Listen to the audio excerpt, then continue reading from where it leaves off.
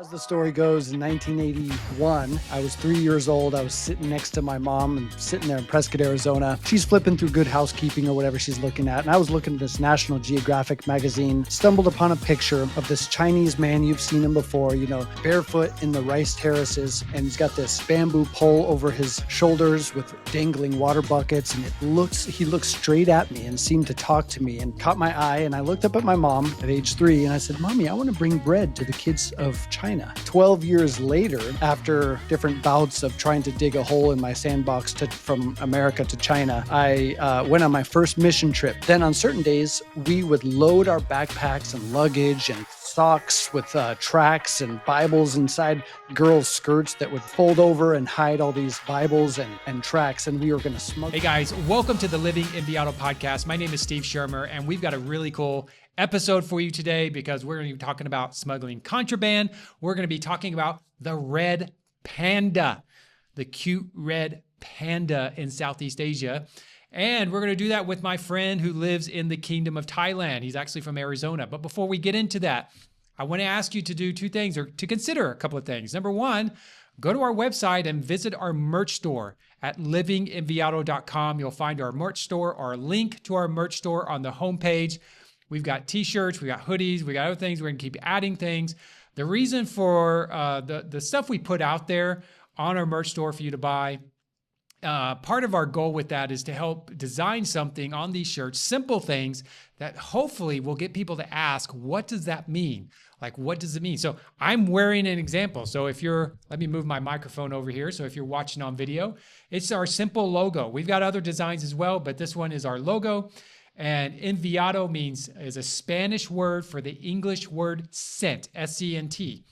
And so the goal with this, as I have done shirts for our ministry in the same way, is that people would ask, what does that mean? And you get the opportunity to explain the definition behind it. And hopefully, if it's a non-believer, give you the opportunity to share the gospel. Again, I've done this with other designs, with other shirts, with our ministry, and it's worked. It's been giving people opportunities after opportunities to have gospel conversations. And while you're at it, while you're visiting our merch store, why don't you subscribe to this podcast, because that will help us. It's a free act of kindness that you can do that helps us move forward. So without further ado, let's go get into this conversation with my friend David Joannes, the contraband stuff, as well as the Red Panda. Hey, David, welcome to my podcast. I was thinking this morning of something that you had told me once, because you always talk about the beginning of how you got into being a missionary. But I want you to start with the story of just how you smuggle contraband. Oh, you're giving away all my secrets here, Steve. I mean, I don't know if that's the best part of your story, but it definitely got you to where you're at today. It is a unique story. It's contraband. I mean, contraband is relative, I guess. I guess you'll just have to explain what I mean. Well, yes. As the story goes, in 1981, I was 3 years old. I was sitting next to my mom and sitting there in Prescott, Arizona, where I'm from. And she's flipping through Good Housekeeping or whatever she's looking at. And I was looking at this National Geographic magazine, stumbled upon a picture of this Chinese man. You've seen him before, barefoot in the rice terraces. And he's got this bamboo pole over his shoulders with dangling water buckets. And he looked straight at me and seemed to talk to me and caught my eye. And I looked up at my mommy at age 3. And I said, "Mommy, I want to bring bread to the kids of China." And don't know why I said that, but 12 years later, after different bouts of trying to dig a hole in my sandbox from America to China, I went on my first mission trip. And I was in Hong Kong and China. We were doing dramas throughout the day in Hong Kong. I was with Teen Mania Ministries. And then on certain days, we would load our backpacks and luggage and socks with tracts and Bibles inside girls' skirts that would fold over and hide all these Bibles and tracts. And we were going to smuggle them from the Hong Kong border across the labyrinthine corridors, Yunping River into Shenzhen, China. And I remember going through the first time. I'm walking with all my Bibles, but we had all these code words, okay? You don't call them Bibles. You don't say, "Guys, come on, bring your Bibles over here." Last thing you want to do when it's contraband to China. Instead, the tracts we called crumbs, and the Bibles our code name was Bread. So I finally make it into China. I'm standing there in Shenzhen for the very first time. It's pouring rain. I'm looking around at China, and I feel like the Holy Spirit speaks and says, David, you remember that time so long ago? You're bringing bread to the people of China. And that moment was the time when I just said, God, I'm willing to go anywhere and do anything and sleep anywhere and eat anything for your glory. And that night on a flat roof in Hong Kong, I gave my life to missions and to the call of God, and specifically among people who've never had a gospel imprint in their lives. We call them unreached peoples. So yes, that was the catalyst for the early stages of my missionary career so many years ago, over 30 years ago now. That was exactly 30 years ago this year. And I've been on the field for 26 years since then. We could get into that if you want to. So I'm picturing you digging a hole in your sandbox right now. and It then you, happened. It happened. yeah, I made it a meter deep or so. I believe it. I mean, you used to see all those cartoons where you dig a hole and you just go through the center of the earth and you end up in China. I always ended up in China. I don't know why. Why not like Kazakhstan or I don't know. So, It's crazy. Prescott, Arizona coordinates, east and west, are exactly within a few miles of Kunming, China, where I ended up. So literally, it is exactly the other side of the world. I was geeking out about this on Google Maps one time a while back. So had I made it a little farther than 1 meter or 1 yard, I probably would have had some success, but instead took a plane ride around the world. so you truly were digging toward your future home. I That's mean, you did. strange, isn't it? Yeah, I mean, at 3 years old, I remember in what was it? I think it was middle school. It's not as good of a story as that. I'm just sitting in history class, and it's weird because the only thing I remember about middle school is this one class, and we were talking about world history, and we were studying the Terracotta Warriors. Hmm. That's it. And I just remember it striking me strange about just those clay statues of what they represented and who they were guarding. And then lo and behold, I end up living in Xi'an, just, Yeah, around the corner from there. I mean, that's amazing, man. you did say eat anything. So I'm just curious. I mean, it has nothing to do with the interview, but I am curious. Like, what is the strangest thing you've eaten living either in China or where you're at today? You're asking what the strangest thing I've eaten in a part of the world where they eat some seriously strange stuff. So, I mean, God took me up on that offer. I It's really should have relative. stopped it. Like, go anywhere, sleep anywhere, do anything. Instead, I said, eat anything. And I mean, I've had a bunch of crazy stuff, from flying squirrels to frogs. This was just recently in Thailand. And but one of the worst meals, I've had dog soup many times, countless times, cat soup. I am so sorry for those listeners who are really avid animal lovers. It happened, and you're presented with it in this impoverished village, and they're looking at you wide-eyed. And are you going to eat this precious meal that we made you? You eat it, man. And but I remember one time I was in Southwest China and visiting some of our outreach centers. We have about 9 different outreach centers in China and then in Myanmar. And one of them, we met this chef who was joining our pastoral training. He just seemed to appear out of nowhere. Anyway, I struck up a conversation with him. He tells me, hey, tomorrow I want to cook you and this team something really special. Anything you want, I'll cook it for you. We're speaking Mandarin Chinese.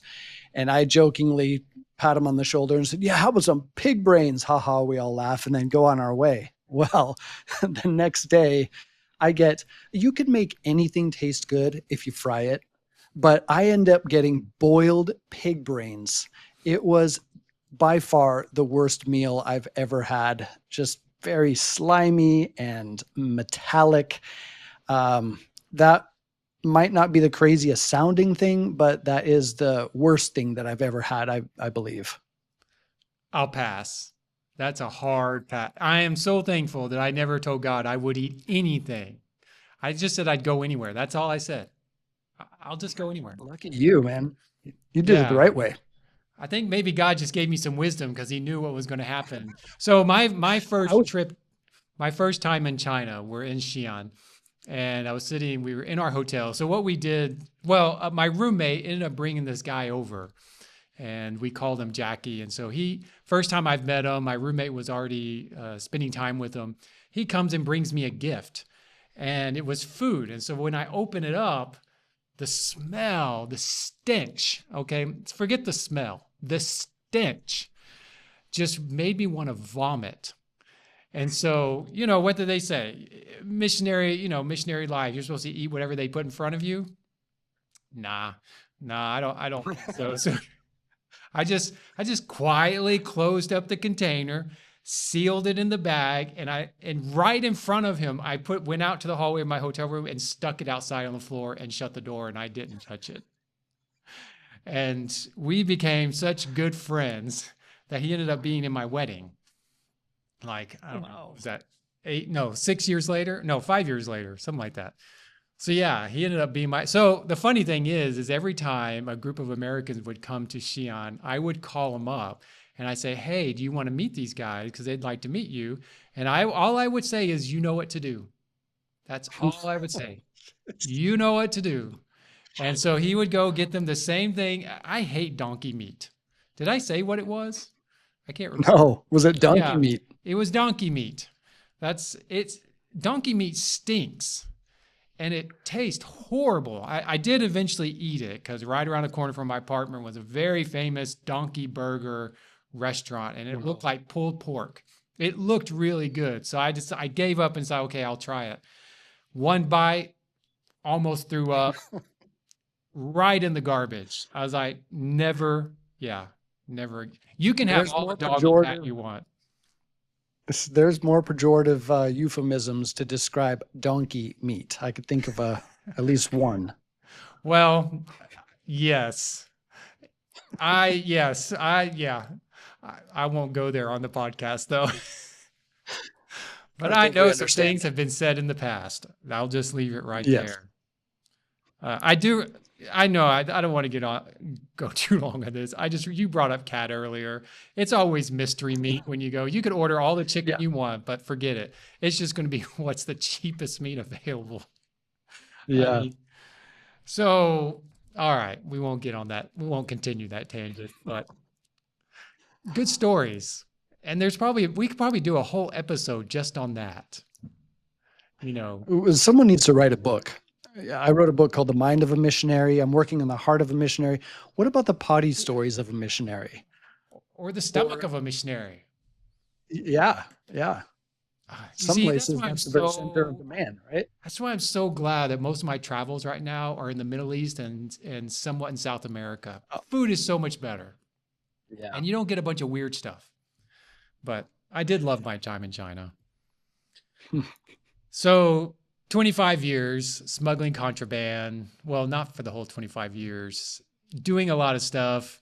Oh, side note, part of the reason I'm even doing this, and granted, so this is kind of a weird progression of how I even got here, because I was thinking about this morning. So the reason I even got into this podcast was this Indian brother who lives 30 minutes from me. And I reached out to him to want to interview him about something. And he wanted to propose an idea to me, which ultimately was the podcast, because I had looked at it and thought about doing it. And honestly, I guess, I don't know, a couple of years ago when our friend Mike Falkenstein told me about it, and I started looking at what the requirements were, I just didn't want to mess with it.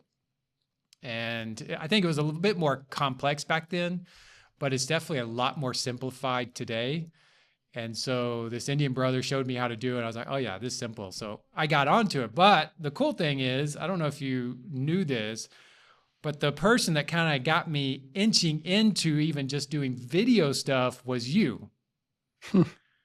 Because you invited me to do Missions Blab, or was it called Missions Blab? I know it. Yeah, that was a weird platform called Blab. Blab.im appeared, and it was this online forum that you could record and invite guests from around the world, and people would just pop on with different themes. And I called mine Missions Blab.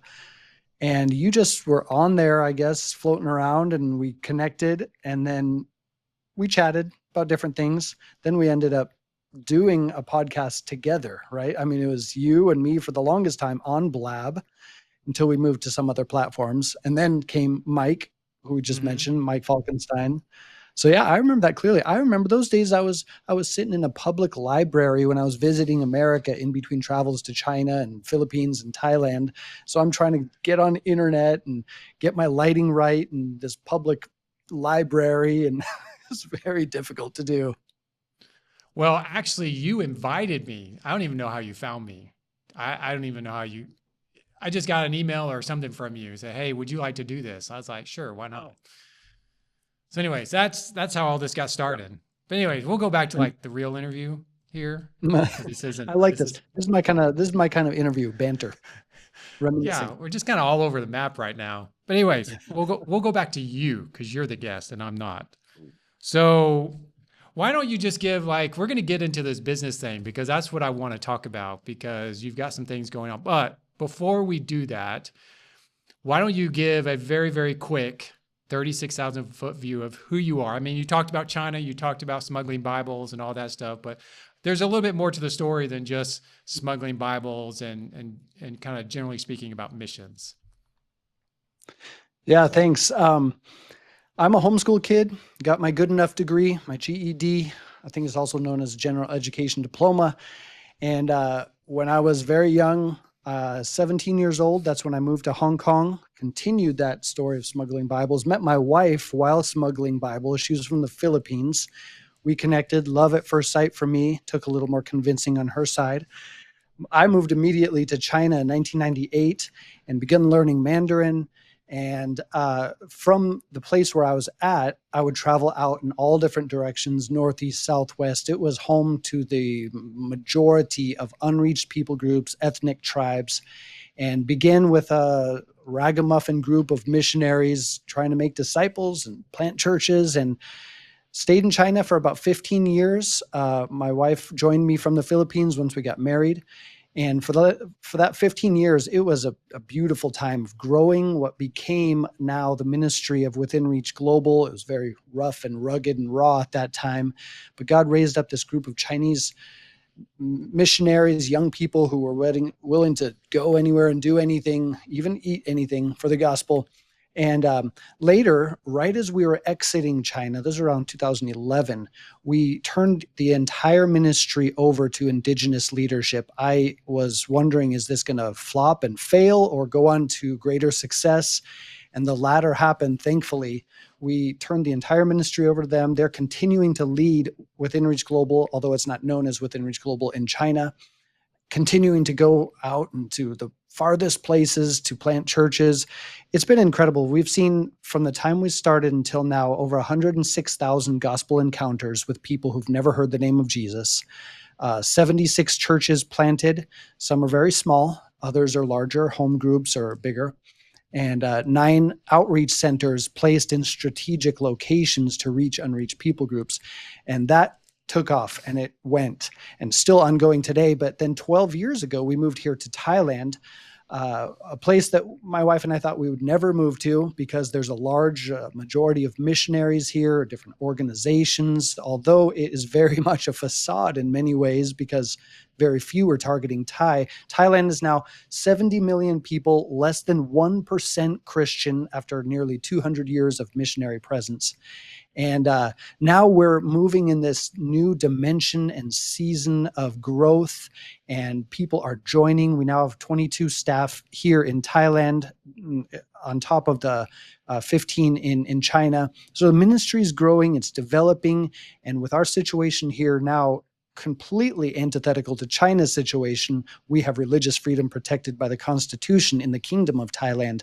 We're dreaming of ways that we could give gospel access better than ever before because we have the legal rights to do so with our foundation here and now a business that we started.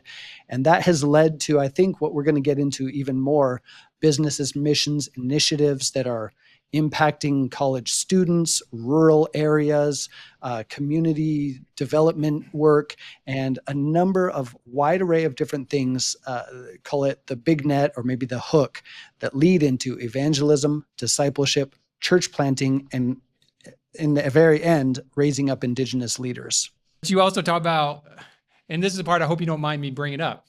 You said Please. you have a GED. What'd you call it? A good enough degree. A good enough degree. I like that. A good enough degree. I just want to point that out. And the reason I want to point this out, because I know there are people out there who are just so dogmatic about you've got to fit in a certain box to be a missionary. You got to have a certain type of education to be a missionary, or even to make disciples or to serve Christ or whatever, to lead a ministry, you've got to have a certain educational in writing on paper that you hang on the wall, but you don't. I mean, the reality is it doesn't. I'm not downplaying seminary because I know there's some parts of that that are actually good in the missions field, and it largely depends on what you're going to do. But I was in a meeting once because I don't have seminary either. So, my deal with God is if you want me to go to seminary, you got to pay it in cash, and if it's not paid in cash, I'm not going. I wasn't taking out a loan, but a pastor in my life at the time got so angry at me. I kid you not, he just sat there and stared at me and said, God would never call someone like you into ministry because you don't have a seminary degree. I'm looking, I'm like, Wow. huh? Like, I wanted to pull out my Bible and say, could you show me the chapter and verse where it says that? I only bring that up because clearly God is working through you. And there's a number of people like you that are out there with the same, education or similar, or maybe they don't have a seminary degree, or maybe they don't even have a college degree. I don't know.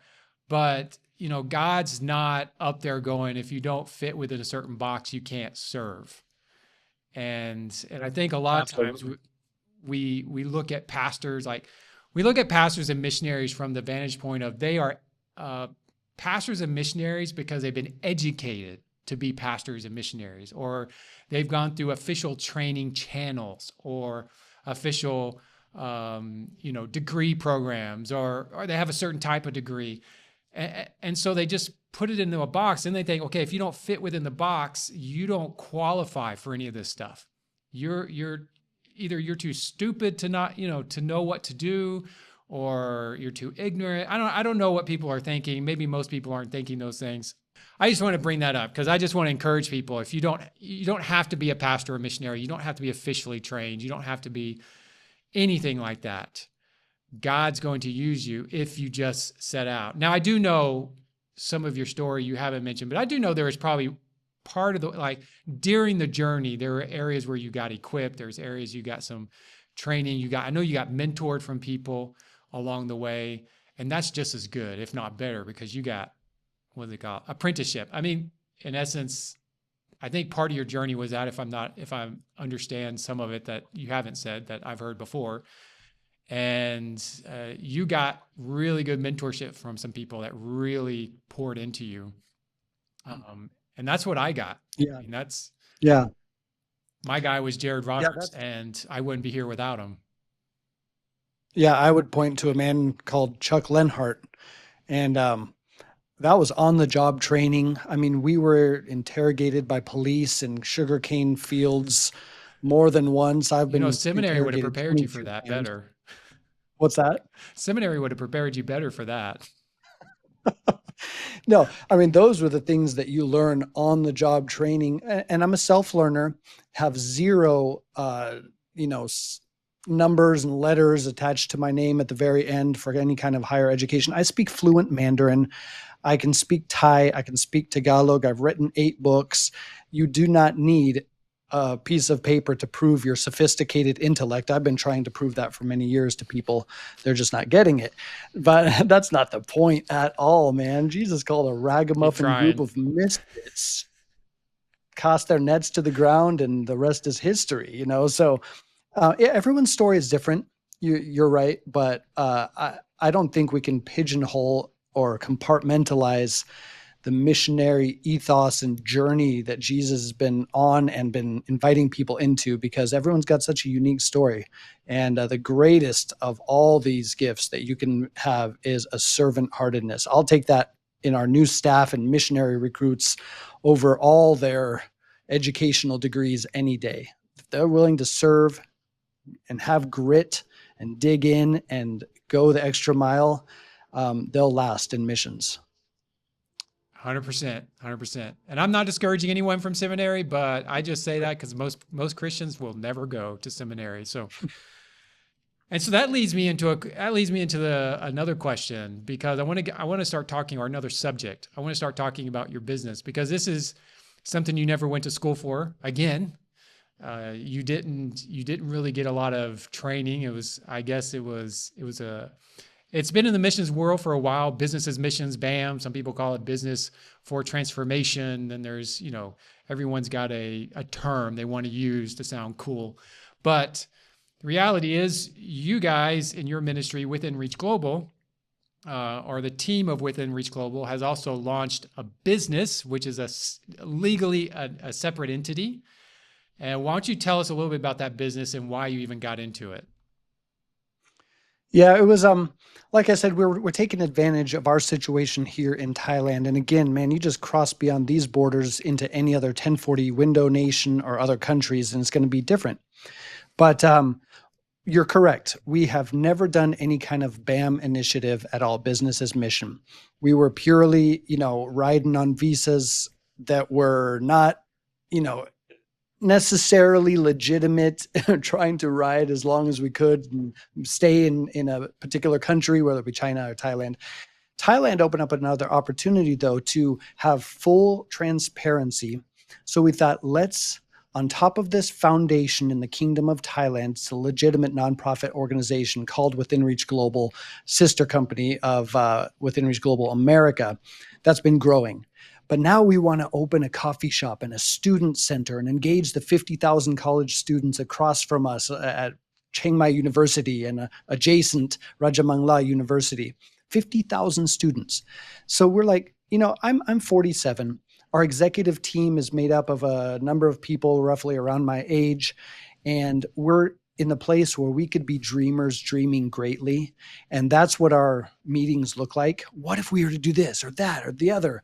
And it's turned into us having to start a company, an LLC in the Kingdom of Thailand, also a legitimate entity, sister company, you can call it, to Within Reach Global. It's called Fusion Global Company Limited.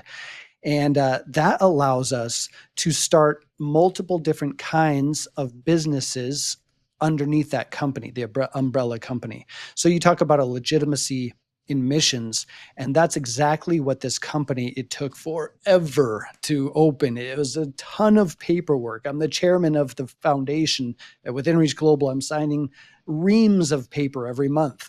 And then on top of this, because we're gluttons for punishment, we open a company called Fusion Global.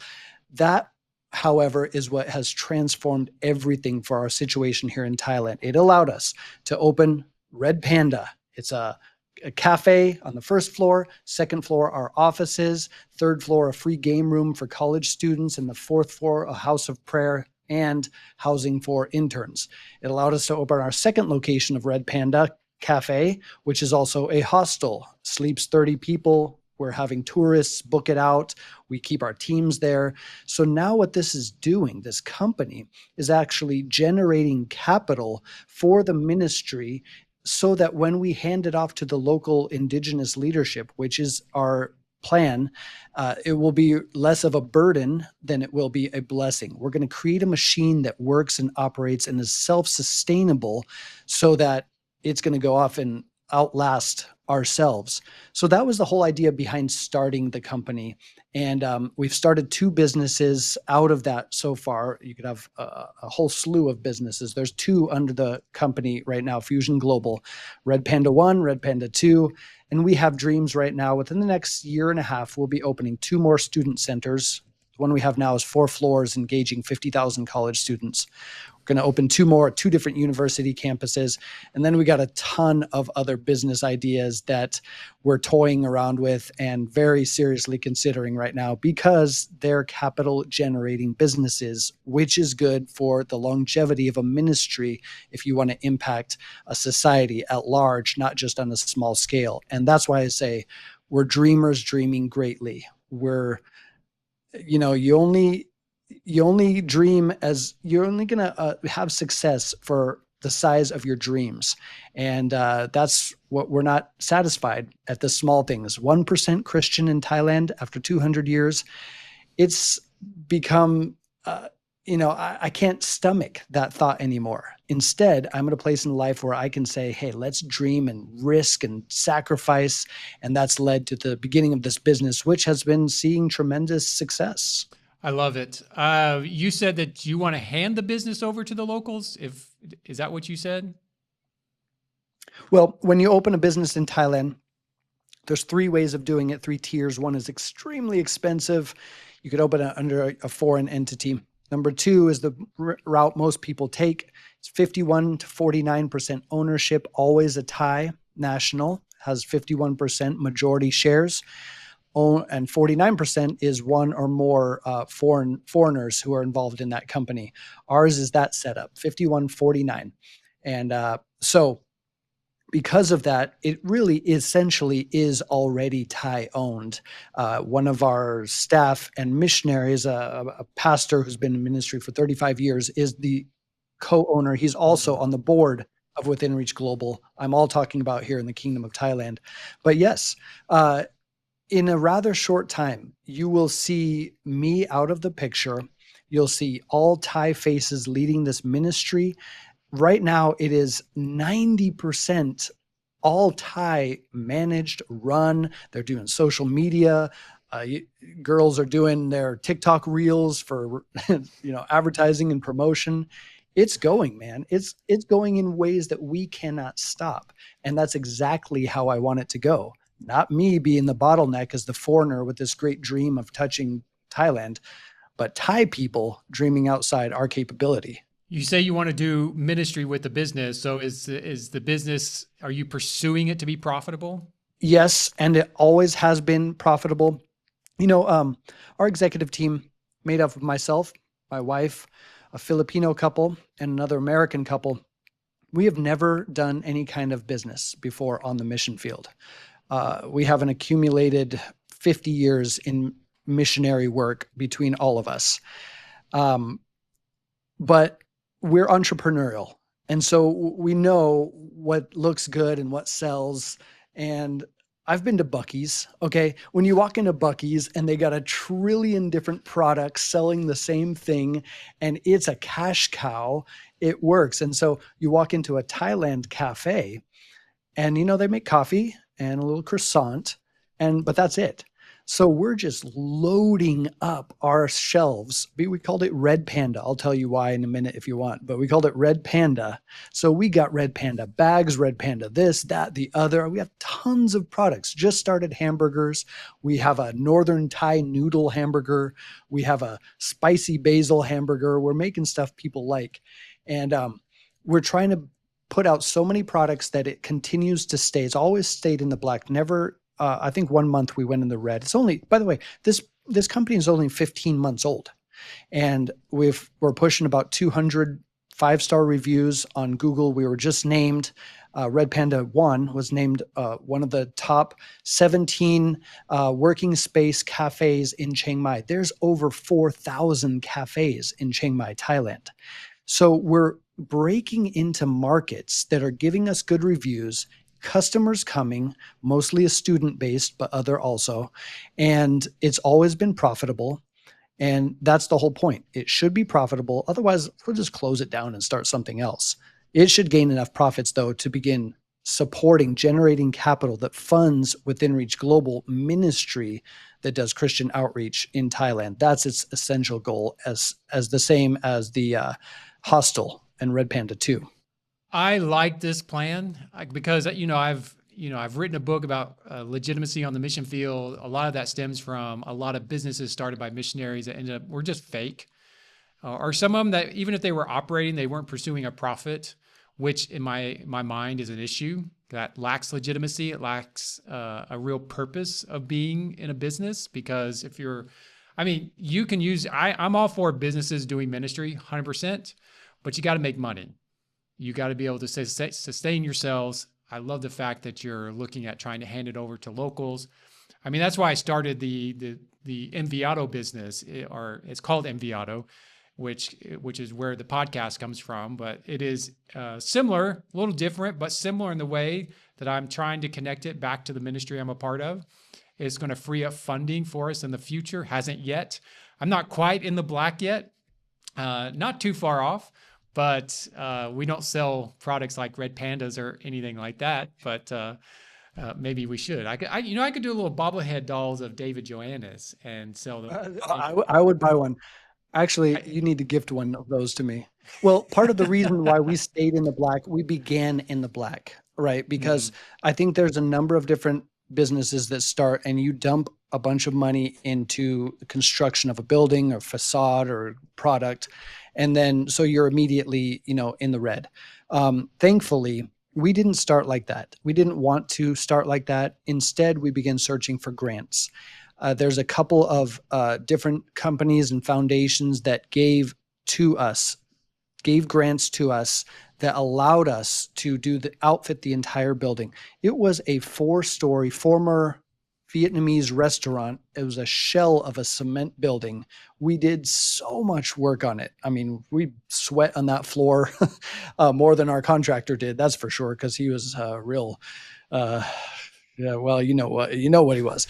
He was a really tough guy to work with, and so uh, but we started in the black with that grant money, which put us so far ahead. That's why I say our ROI began immediately, essentially, because it was other people's generous giving and donation and grant.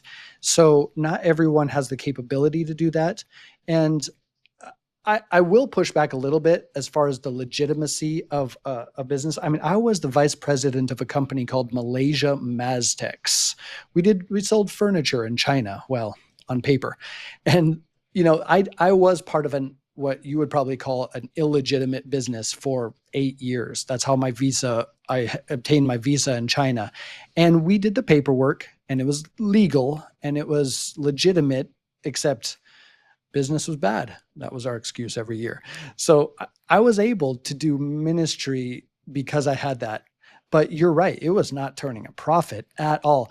We didn't want to do that here. We wanted something new and fresh that essentially self sustains the whole ministry. And so that's where Malaysia Maztex differs from what we're doing now at Fusion Global and Red Panda. And the reason I would call it illegitimate, just to give you some backstory there, is during that period when you were part of that other business, especially in China and places like that, it was a lot easier back then just to have it on paper.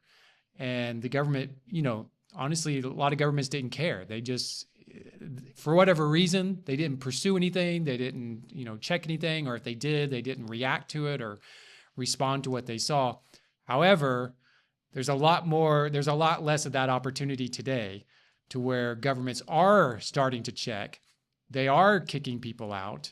And Yeah. and so those days I think are over. I say by and large, there's probably a few places people get away with that, but by and large, I think it's over. And so if you're not pursuing a profit, pursuing that it becomes an actual business like everyone else, I was thinking of, as you were talking, there was a guy in Southeast Asia I met. I won't mention what country he's in, but he was doing an English school. So, you've seen them all over the place. English schools are very popular. Lots of places, especially in China and other countries, they, years ago, they loved having English schools. And so a lot of missionaries did them. And some of them actually made money. But after 2 years, the Muslim elders came to him and started questioning his integrity. And they started, even though it was legal, even though it was on paper, even though he was actually doing the actual work, he wasn't making any money, and they knew it. They figured it out. And so he lost his entire credibility in one conversation. And he thought he was going to have to leave the country. But in the process of praying and trying to figure out what to do, he actually came out and said, while it was a legal business, his words were, it wasn't a legitimate business because they didn't need English. They needed something else. And what they found was some agricultural stuff going on that was, he grew up on a farm. So he was a farmer's kid. His wife was a chemical engineer by trade. And so they combined the two, figured out the crops that were being grown, and then created this oil that was exportable around the world. And then it took a couple of years, but after a couple of years, they regained the trust of the locals because not only did they have something that fit the environment, but they were making money and they were hiring people, and the farmers were benefiting from it. So that's why I say, when I get into the Yep. term of legitimacy or not, legality isn't the issue. That's just step one.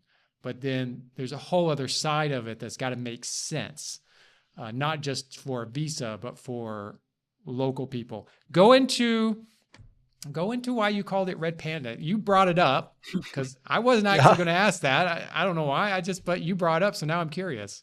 Yeah, no, it's a funny thing. I would definitely not have chosen that at the beginning. We had a ton of cool names like Fusion Coffee and this and that and the other, and we were playing with. But we suddenly stopped as we were just stuck on all different kinds of names, and what really helped us narrow down what is our demographic, who are our affinity groups, who are going to be the people walking through our doors, what do they drink, what do they like, where do they go. What really helped me with all that is my self-publishing, book writing.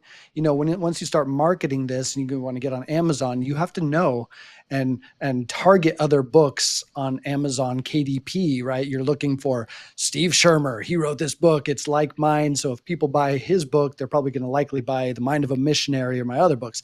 So I had to understand who's our demographic, who are their affinity groups. What are they listening to? What are they reading? What are they buying? And we're right across the street from 50,000 college students, mostly Thai, some Chinese, some Burmese, and other.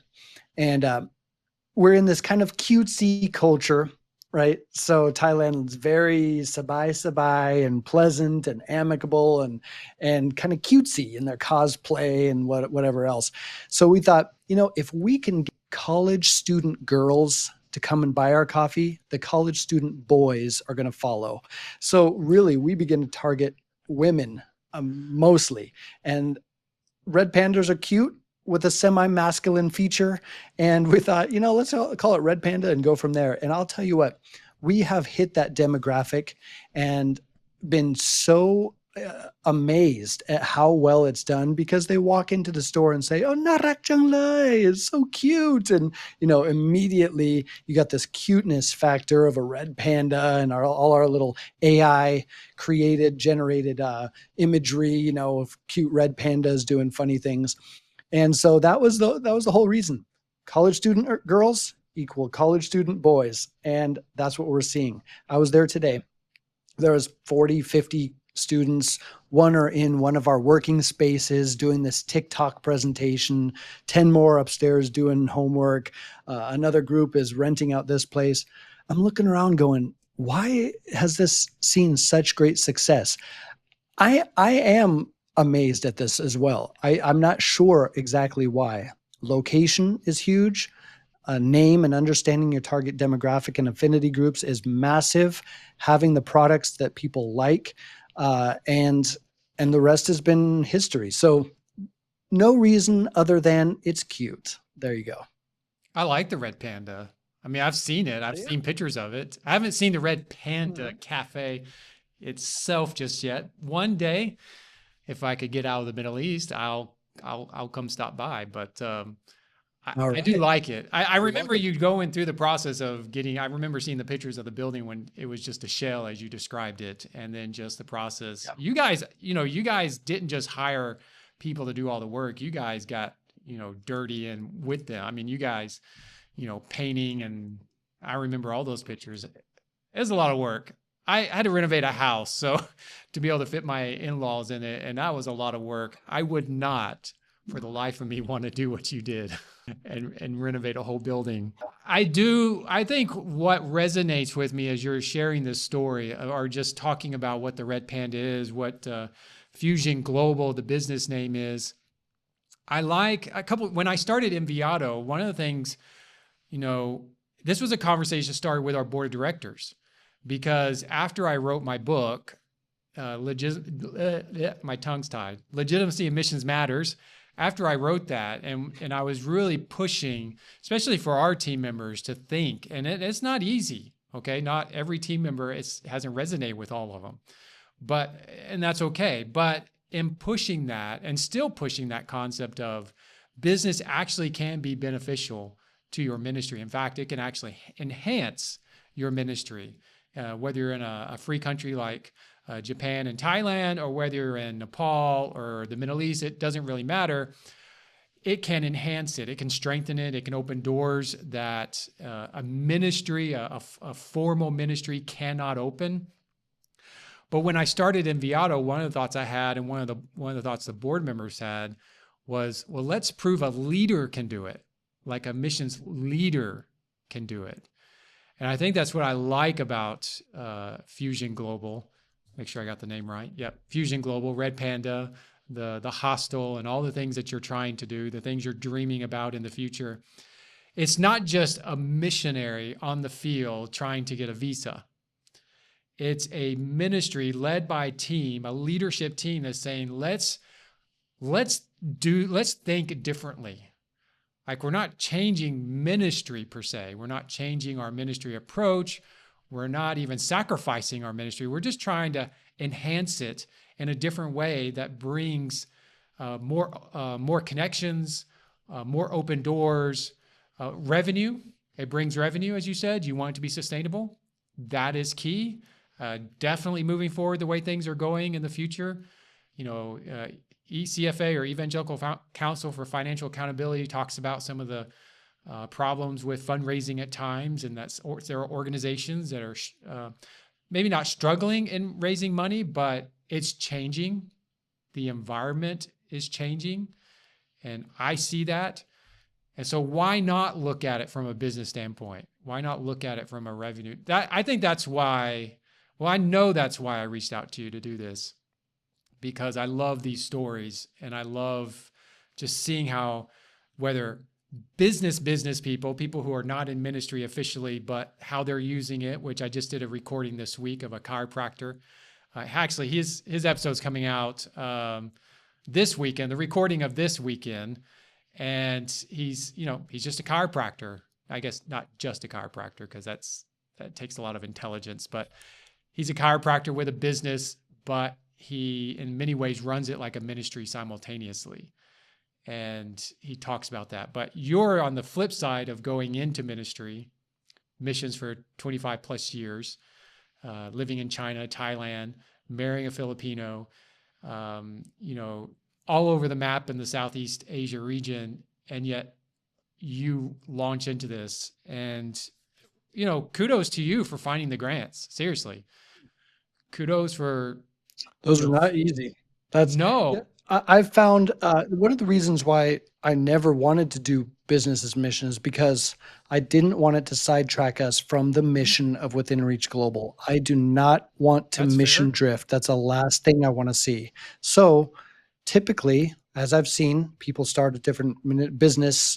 It either takes 100% of their time, or the ministry takes 100% of the time. Maybe you can call it 80-20. One or the other suffers.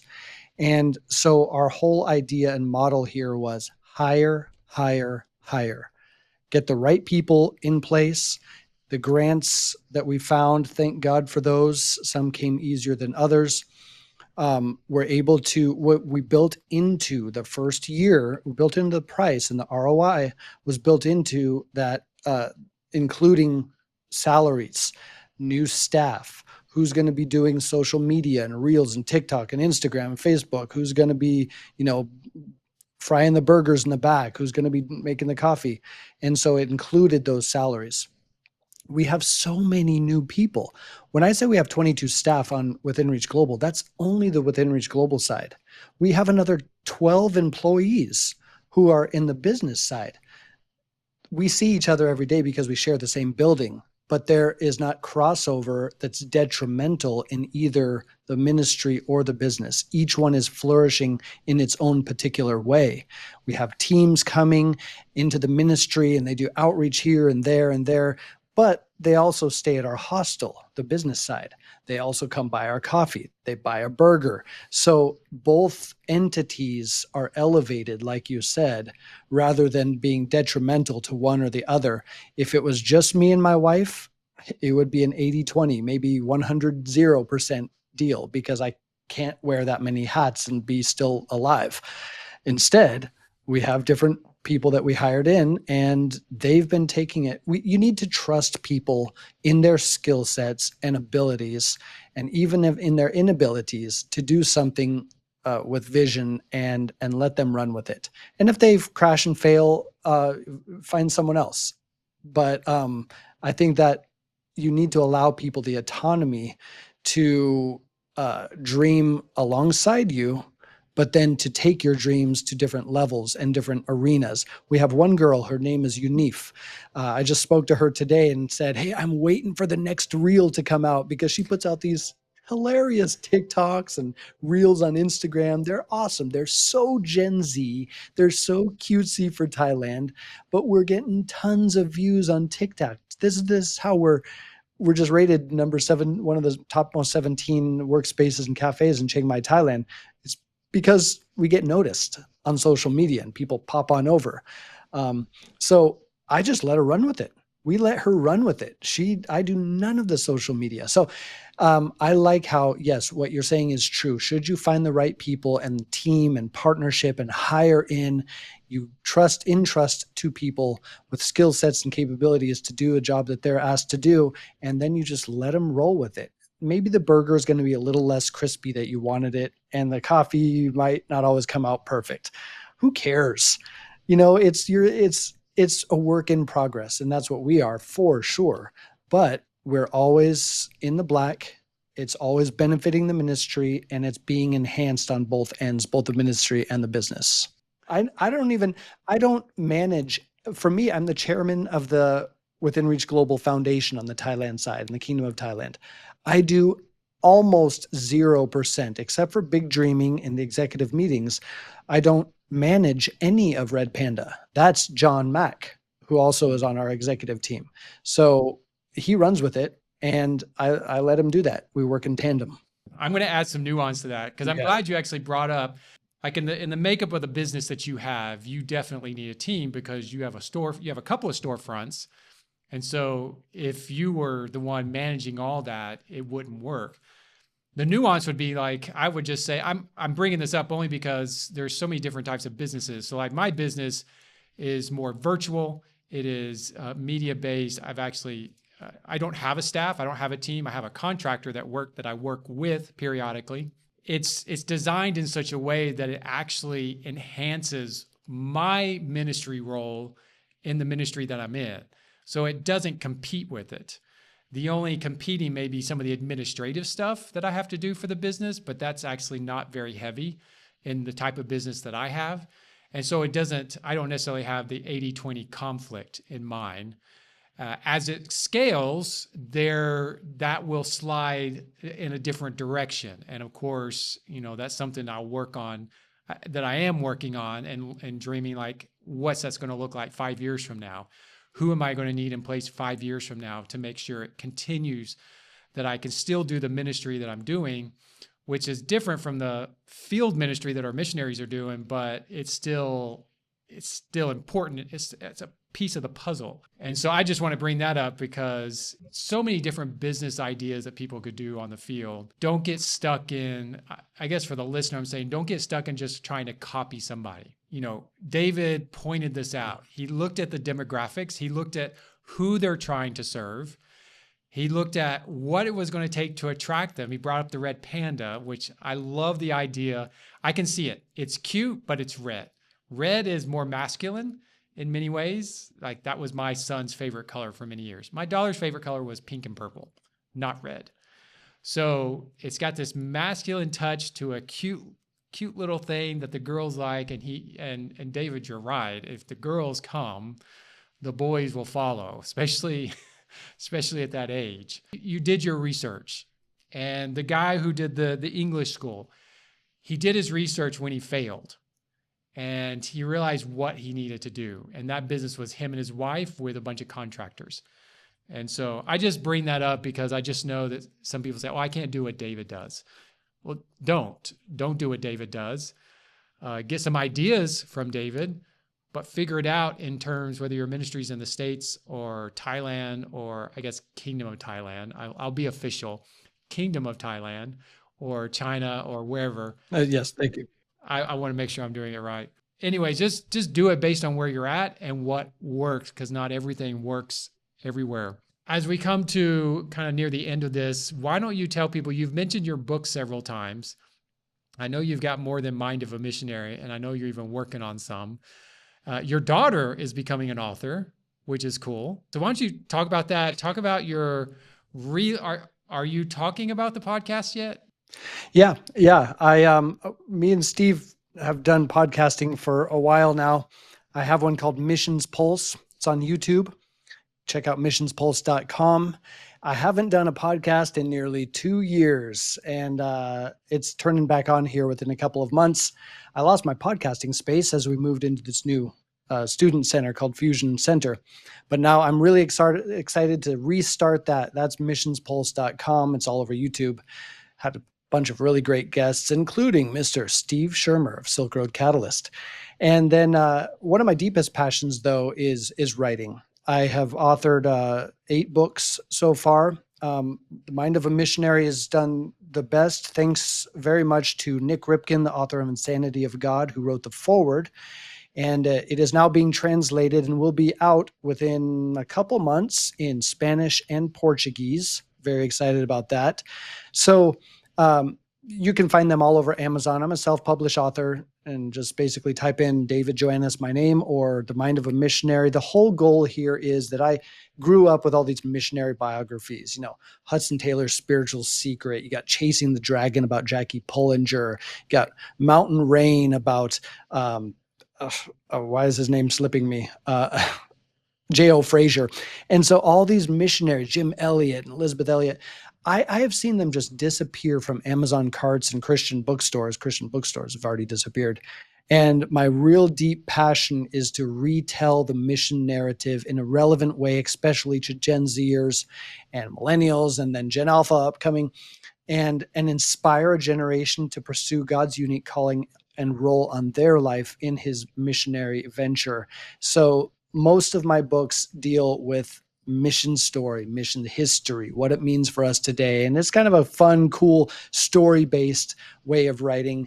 And so, yeah, that's my next passion. Just got done writing one about C.T. Studd and Amy Carmichael. Those are the ones that are going to be published here in a couple months, along with the Spanish and Portuguese editions of The Mind of a Missionary. But you can find all that on davidjoannes.com or on Amazon. And thank you, Steve, for letting me do a little shameless plug there. You are the master of shameless plugs. So that's why I gave you the opportunity. So last question, and we'll end with this. You are, talk to the viewers or the listeners, and just what would you like to say? Like if you could sit down with them, either they're not engaged in the Great Commission, or maybe they're engaged in the Great Commission, but maybe they need to step it up a bit. Like what would you like to say to them, or what would you normally say to someone like that? Dream big, man. You get what you settle for. God has been telling this incredible missions narrative. Jesus' missionary ethos is written on every page of your Bible.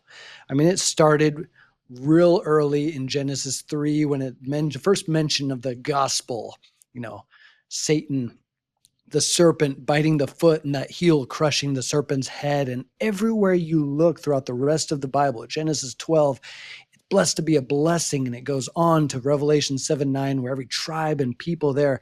This is the greatest story ever told and continuing to be written.